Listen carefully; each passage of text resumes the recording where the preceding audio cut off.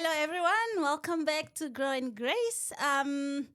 This is a space where we grow in faith, relationships, purpose through meaningful conversations. In today's episode, I'm joined by Liesel again, and we'll be talking about something that touches every area of our lives. It's called community. Liesel went through very difficult seasons in her life, but you will realize that she kept the faith. She stayed rooted in Christ, steadfast in the faith, and still believing God.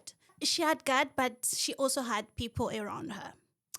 In a society where independence is often celebrated and people are wanting more to live, to do life alone, we want to discuss the subject of community, why it matters, what God says about it. So, if you're feeling disconnected or even just connected, just stay tuned. Let's go through the conversation. Welcome back. It's nice to be here, Joel, and thank you for the invitation again. Good. As people know you already, will not take too much time. Let's dive into the conversation. Yes. So, what do you think is community? How would you define community for you personally? Personally, well, first of all, according to our dictionaries and things, community is people that comes together and that has specifically the same interests, the same beliefs, the same they just belong together kind of thing. So that creates a community. If you look at our settlements, where there's a lot of people that come together in a settlement, there was one little house that started, and now there is 100, for instance. And that is how a community grows. That is community. But for me personally, community is Ubuntu, which means I am because you are. And it's very, very important for me. And I believe that every one of us that was created is part of God's community. I feel that God created community. And the reason why I'm saying that is if you look at Genesis 1, verse 27, it says that, so God created human beings in his own image. In the image of God, he created them. Male and female, he created them. So God already, in the time of Adam and Eve, created a community. Where people are together, there's a community. Great. So I was trying to find out on Google, and I love the definition on Wikipedia. We're just going to talk about it. I'll read it. It says a community is a social unit, a group of people with shared socially significant characteristics, being a place, as you said, Yes. a set of norms, culture, religion, values, customs, Yes. and identity. So, as from what you said and what they say here, it's similar, but I just wanted to read that. Do you think it's only communities only sharing a space, a location, or it goes deeper than that? Community for me goes deeper than that. Community for me is that we are all on this earth. This whole earth is a big community of God's people. Not all of us believe in the same things. Not all of us see Christianity as the only religion, but it's still a community. God gave us the instruction to go out and make disciples. So for me, it's like everyone is community, because every time that I go out and every time any person that I connect with, whether they are Christian or not, that is part of a community, and that gives me an opportunity to be able to speak about my God and and to just testify about him. Okay. So do you think anyone can be part of your community? That is a bit different. I Okay. think we as people, we choose who we want to spend time with. We choose that, no, tonight I want to go and have a party somewhere. And then you become part of that community, of that clubbing community where you are. Um, then I decide maybe I want to go and to church for a prayer night, for instance. I immediately become a part of a community that is praying. So it depends on where you go and where you are. You become a part of that community. And sometimes communities are very good, like really, really good. They implant into your life. But then you have communities that's not so good. And I will talk a little bit later on those experiences. So do you think that if I mean, I'm part of a certain location, let's say in observatory, and then I do not engage with those people. I have neighbors. I have Yes, people of that I see course. every day. Some I greet and some I don't greet. Do you think that there is a sense of community when I do not engage with those people, or it starts where there is now interaction, mutual support, and all of that? No, I think when you are living in a specific area, whether you are talking to the people or not, you become a part of their community. You walk past them, you might greet them, as you said, you might not greet them, but you are part of that community. Because the minute that something goes wrong or something happens in your street, who's the first people that come out of their houses and assist you? Your neighbors, people that you don't know, people that you didn't talk to before, but they will come out in that time of need for you to come and support you and to come and lift you up. So to me, you can be part of community without knowing who's in your community.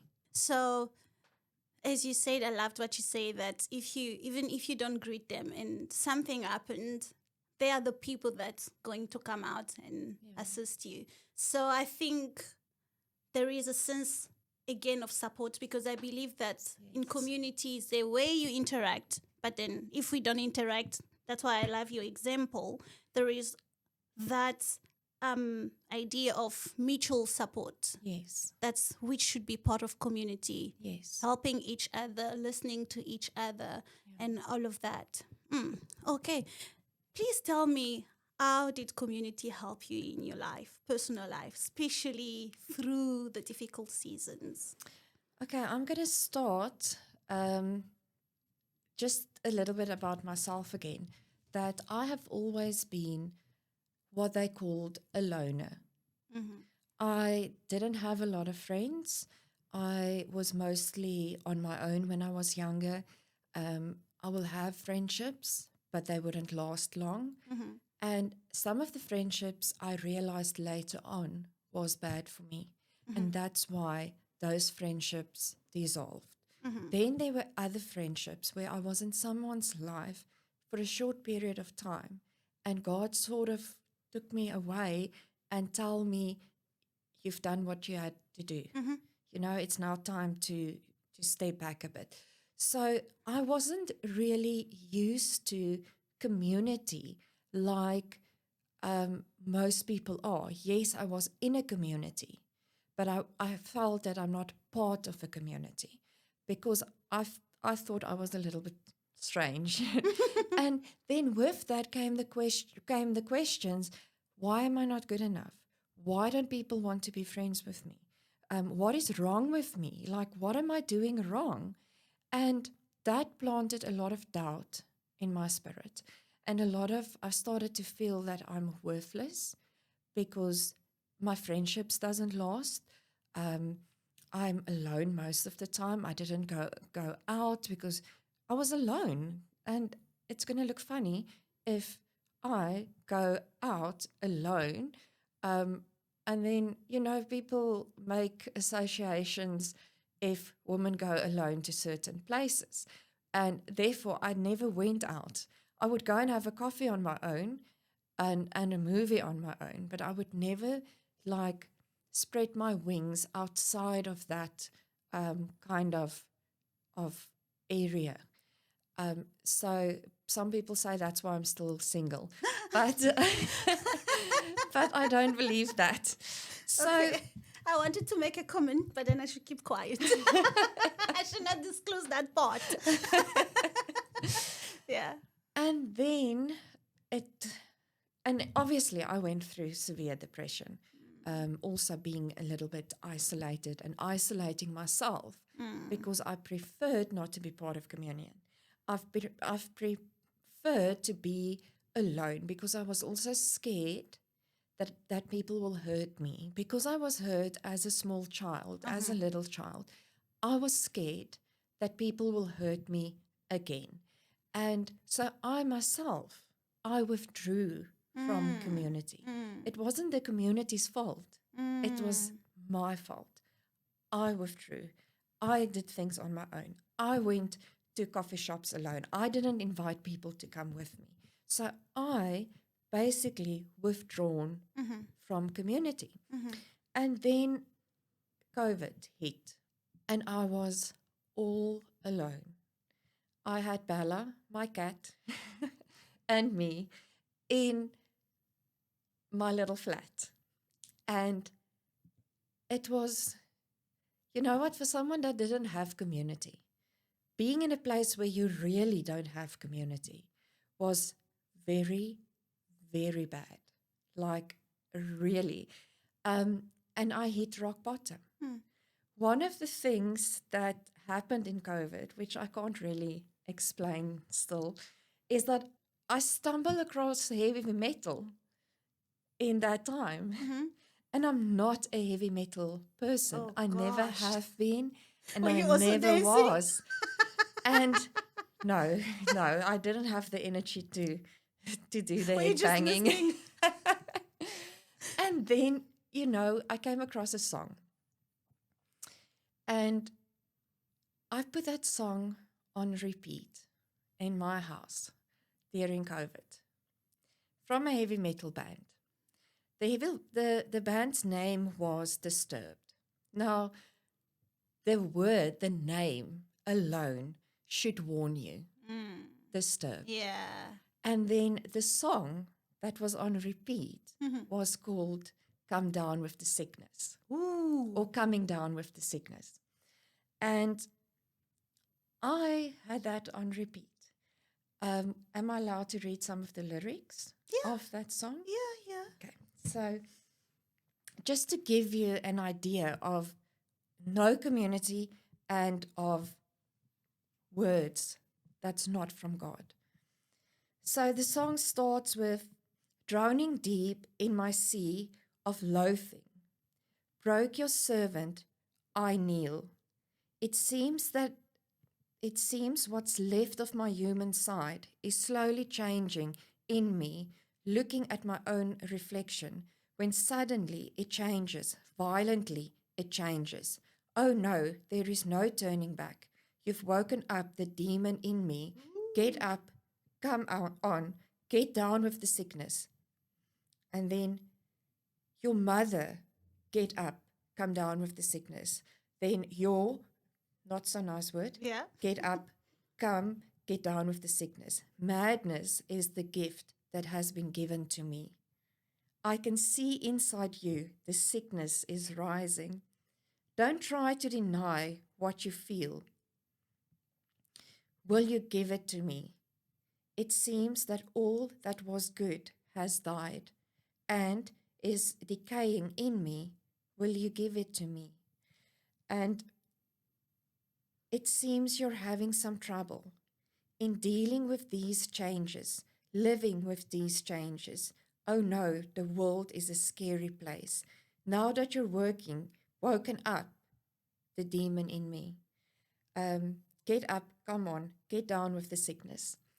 And this was on repeat in At my that time, house. did you realize that those lyrics were saying that? No, I didn't because you couldn't really hear the lyrics Because it's very because it's heavy. heavy metal. And this guy, if anyone knows music from Disturbed, they they are not just a heavy metal band, they are called screamers. So they don't like sing. It sounds as if it's coming out of their gut. So it's that gut wrenching when you are crying, like gut wrenching crying, and you know that deep cry that tears out of your body. It is something like that, and they are singing from that place. So it's a place full of hurt. There's no joy. There is only death. There is only demons. There is only this darkness. And you can't really, as I said, you can't really hear the words because of that kind of singing voice. And I When never did you realize realized. that those were the word? Um, And who made you realize that? no, that was a crazy thing. No one. No one made me realize that is what I was listening to. Because in that time, depression, I was so deep in depression that I couldn't see the light. I couldn't see anything other than darkness. And I sort of experienced calmness within the darkness. And it became so bad at a point that I actually prepared everything to take my own life. Hmm. I was just saying to God, you know what? I can't do it. You are not getting me out of this situation, clearly. And I've never been worthy of being loved in a proper way. And so I'm ending this. And after COVID, I've made it. Thank you, Lord. Thank God. I didn't do anything stupid, even though it was all set up. um, I met someone at a bus station. He was very, very, well, much, much younger than me. And he invited me to come to his church. Christ Gen he Yeah. invited me to come to Christ Gen. And I decided, well, I'm at my end. And that was when I was close to my 40s. And I'm like, Lord, I'm looking for something. I'm crying out for something, but I don't know what it is. I'm missing something and I don't know what it is. And he invited me to church. Now, I've been invited to church many times in that period of my life. And I would go one service and no, I don't belong here, kind of thing. And then the minute I walked into Christ Gen in Parow, I walked into God's arms. And he said to me, this is your home. This is where you belong. And ever since then, I have told my story of baptism before, but Christ Gen became my community. Christ Gen became the place where I find peace, where I find rest, where I find help in difficult situations. Christ Gen is where I built a relationship with God and my fellow community members. Just because you said before, previously, you mentioned that it was hard for you to open up to the Yes. community. Yes. So, what's changed for you to now be able to open up and be part of it? My heart changed. Would you say God changed your heart? Yes, God came into my life and He changed it. He placed me in various situations where I didn't feel that I'm part of a community. And then He put me in that church and I was greeted. I walked in there knowing no one, but everyone was hugging me. Everyone was just pouring love out over me. And then I realized that this is part of community. And I was still very shy, but then God said to me, you need to go to kids' church. And I was like, Lord, I was just like starting really focusing on God. And He said to me, go to kids. And I'm like, yes, Lord, I do have a degree in education, so I understand why you want me to go to kids' church. And I went, and in kids' church, I learned not to be shy anymore, Oh. not to be like drawn into myself, but to be out there, to communicate with little children, to bring the word to little children in a way that they understand it. And shortly after that, the Lord said to me, no, you have to go to the youth group, which is, and I'm like, Lord, you know, I'm not good with teenagers. They worse. I was like, God, I don't know what to do with them. So please give me the strength that I Yeah. needed. And I went in, and I remember that in a youth service at my church was the first time that I stood up and gave a testimony of myself that God told me to testify over. It wasn't something that I've mentioned in any of our conversations, but it was something that I had a battle with it. And I said to God, but I can't tell them this. I can't tell them that this is what I've done as a young adult.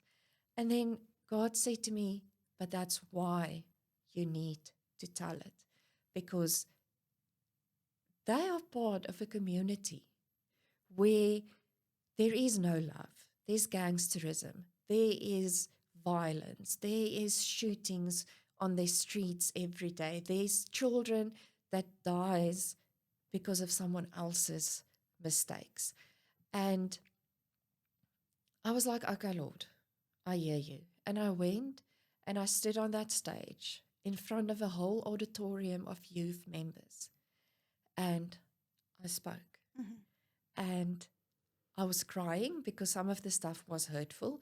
Some of the audience I could see was also crying. And afterwards, some of the youth members came to me and said to me, thank you. We now know how to get out of certain situations, because it cost God to literally make me sick to realize that I need to get out of the situation. He literally made me physically ill in my early 20s so that I can get out of that. And then after that, now I'm part of our prayer team at Christstrain. And I love it. And I've got the confidence to stand up and talk about Christ and talk about what I believe in various communities. So from there, then you saw a shift in how you living with people Yes. compared to how you were alone. Yeah, you know, one of the scriptures that stands out for me, and sorry, I didn't write it down, it just came to mind now, is where God tells us we have a heart of stone.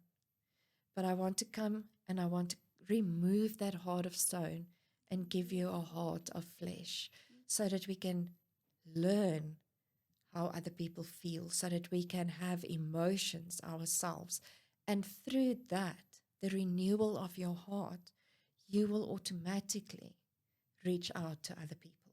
You will automatically open up to other people because you are open for other people to come in. So, Liesl, how would you say that the people around you and the community helped you through the sickness, the operation, and all of that? First of all, I am so grateful that God opened the door for me to become part of Christchurch. I am so, so grateful because the people in that church did not judge me, did not, when I sat alone in a corner, they didn't come to me and force themselves on me. They let me be. I could just sit in my corner and I started to praise and worship and in my own time, but it was a safe space. And through becoming part of the youth or the children and youth ministry and having small groups and be a small group leader myself, I grew closer to these people, and not just to the people, but to God.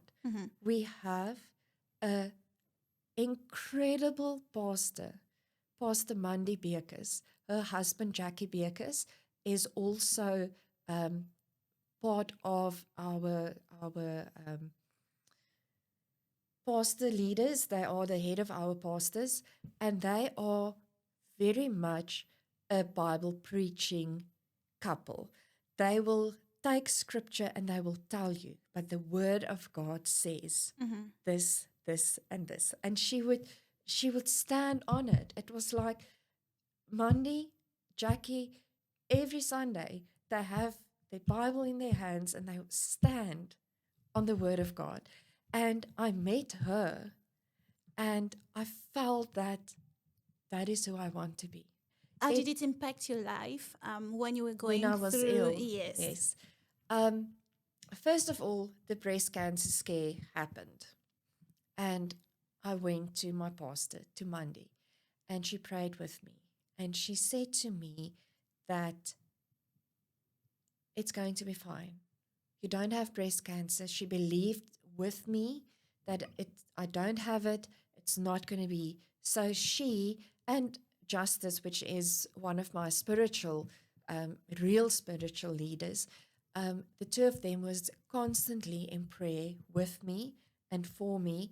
And there was times that we actually, I can remember when they said to me, I need to go for my biopsies, that Justice took my hand, he anointed me with oil, and he said to me that you will not die of cancer. And I believed it. I was like, Lord, I believe that you can do this. I believe that that this cup will pass me. And then afterwards, obviously, I had a little bit of a testimony telling people that this is what God has done in my life because of also the people that was in my life. They believed with me. They prayed with me. The congregation was praying with me. And then when this really scary, the ovarian cyst and the operation and the fact that they said to me it can be cancerous, and me telling everyone, but it's not cancer. It's not cancer. I gave it to God. It's not cancer. And then Sundays, people would come up to me and they would ask me, but what if it's cancerous? And I would be like, it's not cancer. I've given it to God. It's not cancer. And at that time, Mandy, Jackie, Justice, we've got a prayer team at church. So they were sending out prayer requests on my behalf that I didn't even know of because I wasn't part of the prayer team at that time. So my communion of my community was praying with me without me even realizing. And when the news came that it was ovarian cancer and the realization that God actually healed me from it, the fact that I denied having it, and the fact that I still believe that because I left it at God's feet, I still believe that God created that healing already. If I was negative, if I was like, you know what, maybe this is cancer, maybe I'm going to die like my mother did because it's ovarian cancer. And I think that would have just allowed cancer to grow faster in my body. But because I've given it to God, my community was praying over it, my pastors was praying over it, and I deny the fact that I have it. I still believe that that positive energy, the positive energy that I got from church, that I got from certain people in my church, made me not doubt. And then when the results came out, it was positive. But through my belief and people praying for me, God stopped its growth. I believe it wholeheartedly that he took that phase 1 ovarian cancer and he stopped it right there because of not only my belief, but the belief of people around me, the support of people around me. And I believe they did not support you only in prayer. I believe they called you, they sent a message, Yes. they visited you, Yes. they brought surely food to you. Hospital, it was so funny because in the hospital, the first evening I woke up and I was still a little bit groggy, and there was food on my bedside table, like there was no space for anything. There was cool drink, there was healthy snacks, there was like, and I'm like, I'm not even hungry. Things you couldn't Because- do if you and- were alone. Yeah, and I'm like, I can't really even move, but there's all this care in a hospital room. I was like, Lord, you even took care of me then. And yes, afterwards, my aunt was a primary person in my life when it came to support and healing afterwards. Because when I left the hospital, I went back to my flat, and where it would have been only me and Bella again. But luckily, God is so good that a couple of years ago, I've moved into the same block of flats as where my aunt stay.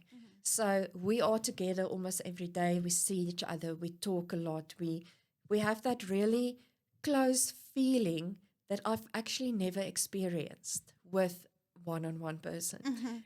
And my aunt, bless her soul, she came to me every morning with a plate, a breakfast plate. There would be like oats or, something healthy. And I was like, but you don't have to do this. But at that time, I was also not supposed to be moving very much. And I was moving too much. So she was like, stay in bed, eat your. But every morning at 11 o'clock, I would get up out of my bed and we would go for a walk.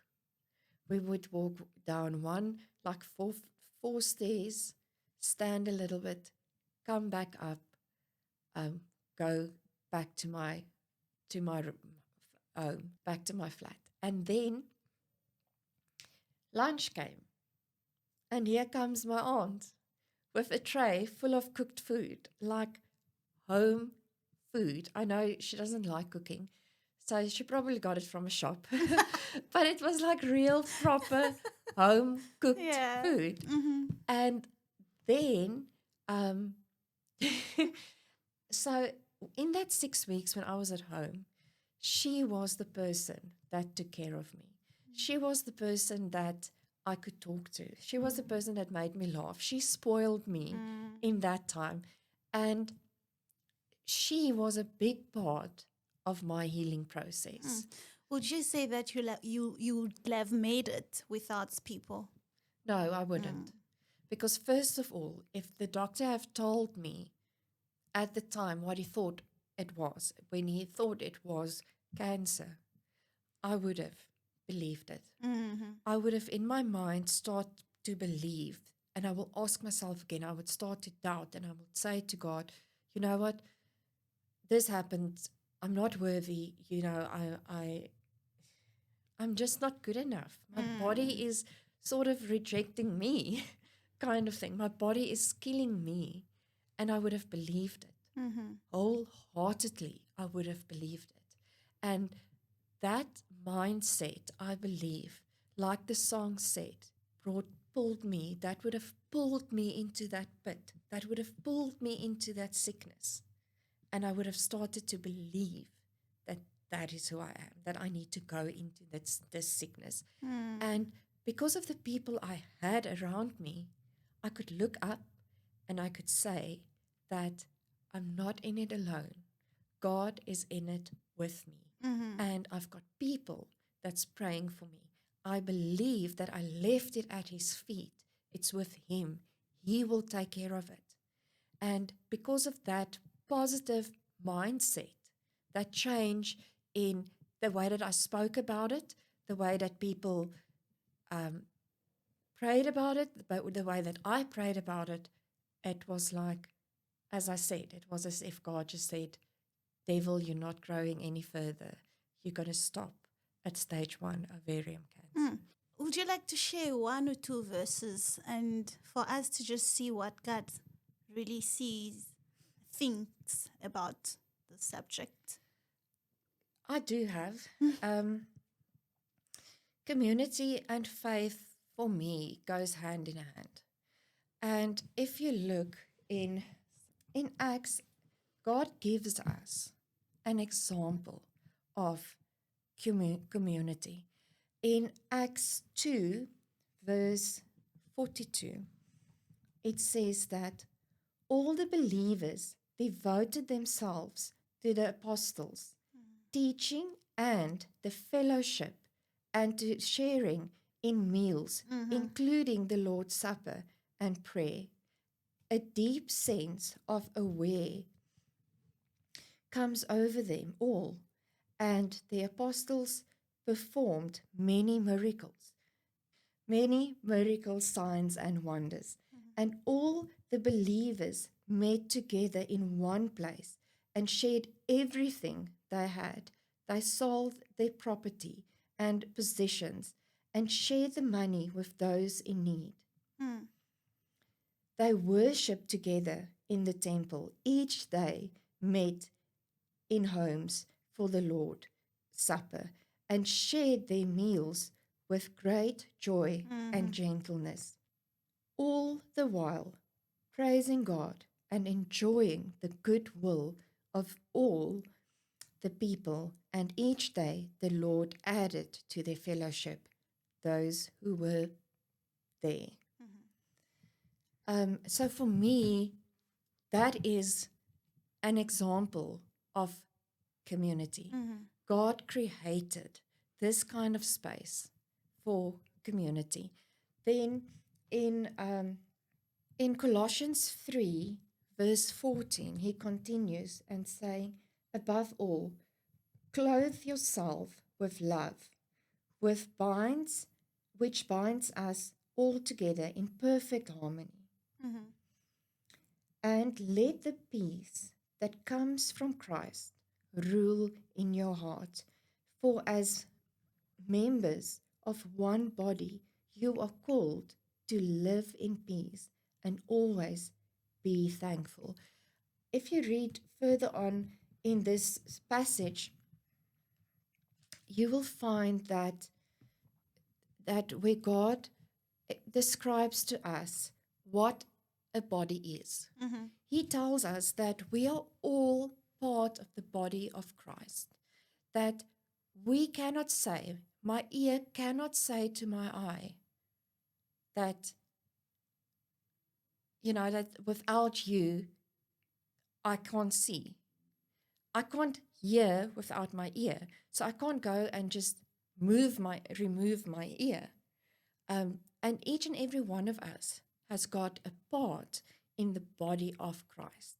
He created his body, and we are intricate parts of his body.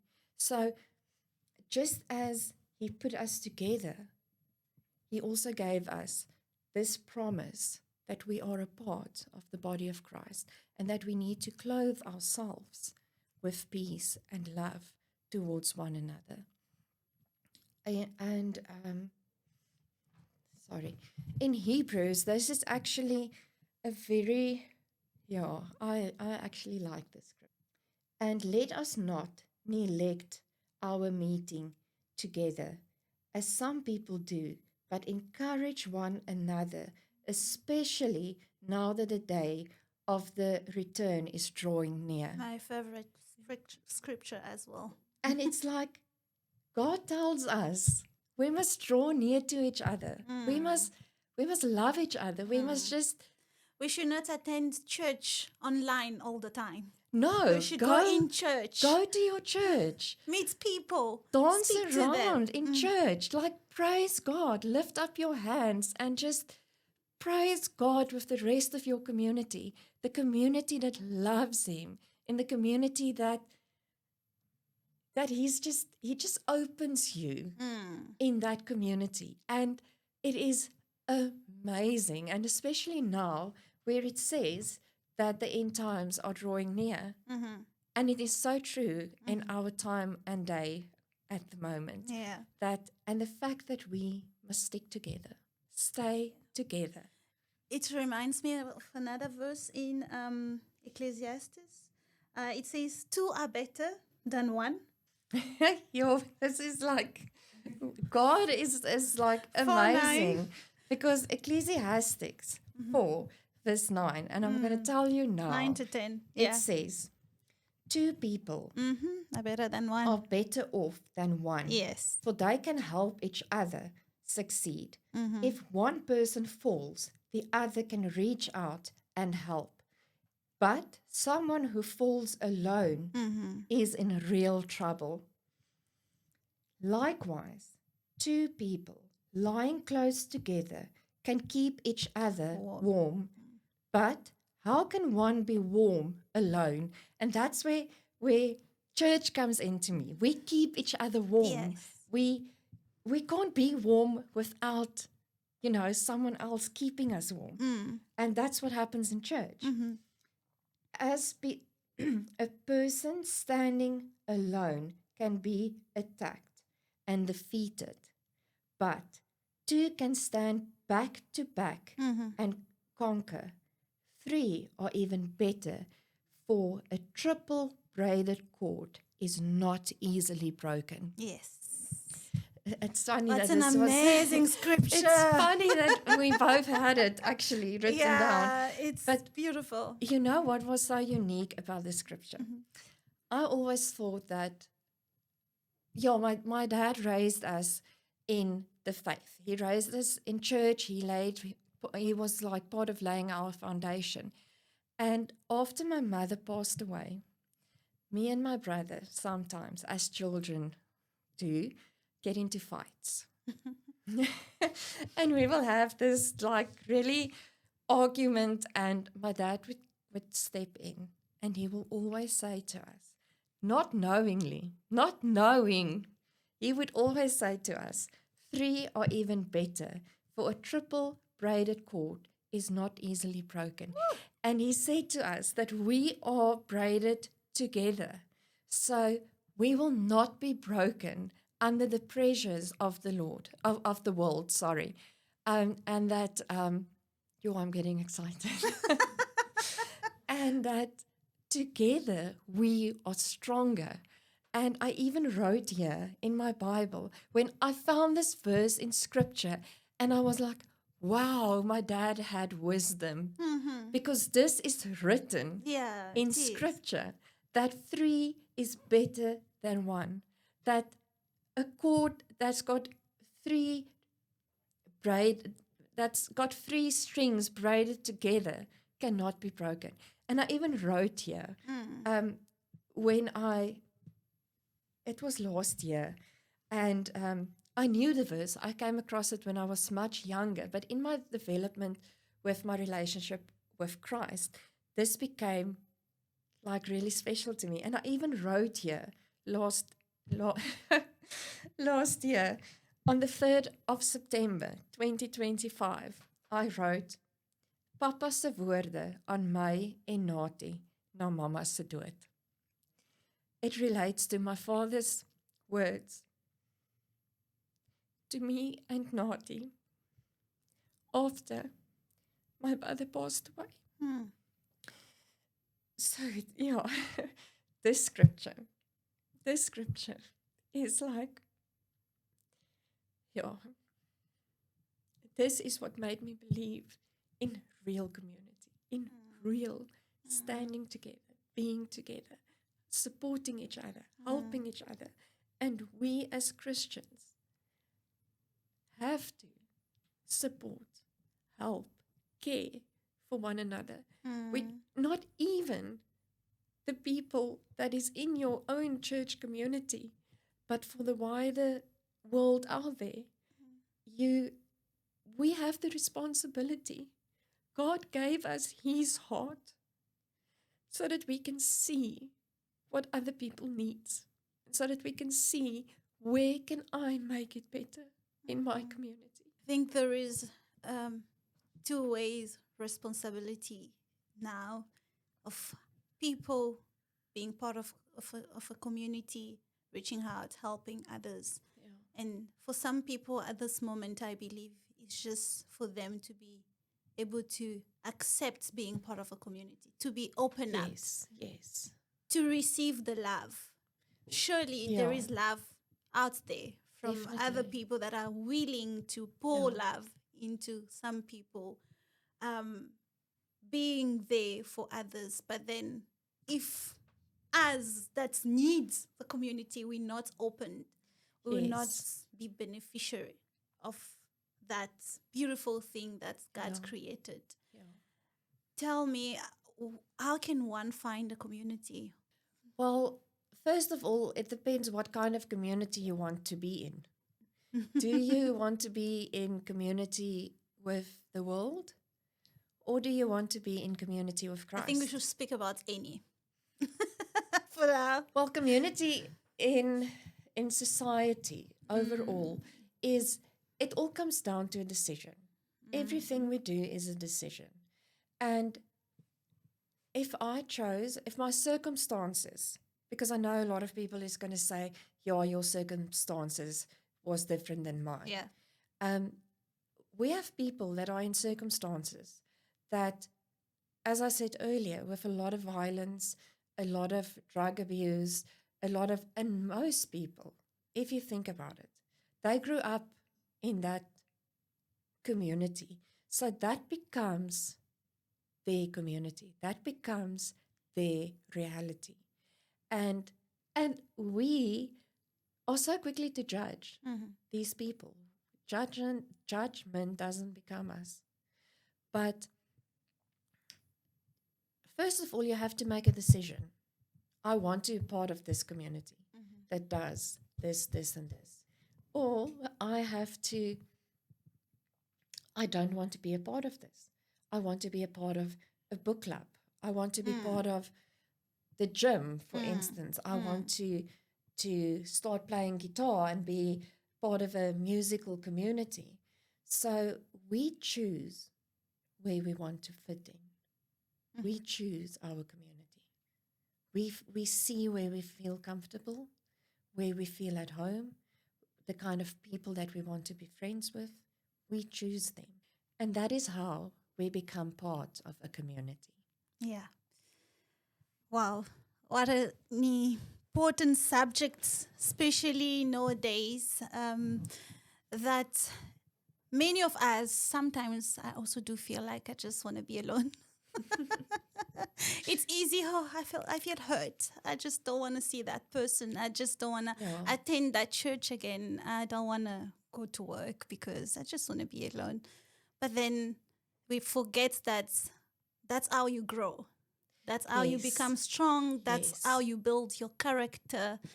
And God created us to live together. He did. He Yes. did. Going back to the beginning, Mm-hmm. God said in Genesis 2, verse 18, and and a little bit of 21 and on to 23, he said, then the Lord God said, it is not good for the man to be alone. Mm-hmm. I will make a helper who is just right for him. Mm-hmm. So after that part, all the animals and all the plants and everything was presented to Adam, and he named everything. He, according to the scripture, that he named all the birds, all the animals, all the plants, everything. And then God continued, but still there was no helper just right for him. Mm-hmm. And in verse 21, God said, so the Lord God caused the man to fall into a deep sleep. While the man slept, the Lord God took out one of the man's ribs and closed up the opening. Then the Lord God made a woman from the rib, and he brought her to the man. Mm-hmm. And then this is so exciting. Then, verse 23, Adam was like, at last, the man exclaimed.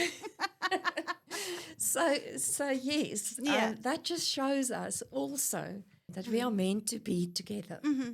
Yeah. Okay, good. As we come to the end of this conversation, we realize that one thing is clear: we were never meant to be alone. God's created us for connection, to live with people.